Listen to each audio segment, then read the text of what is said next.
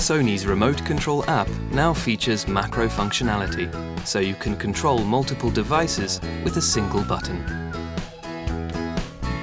Start the remote control app and select one of the devices you want to control remotely.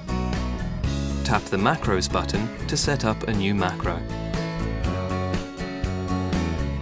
Set power, play, or any other device commands one by one.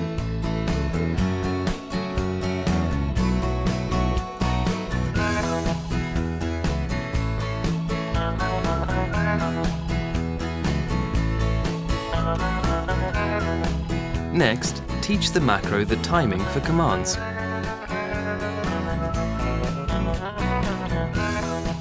Name the new macro and you're done.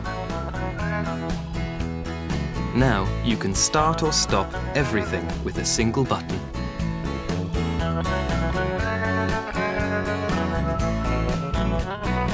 The only limit is your imagination.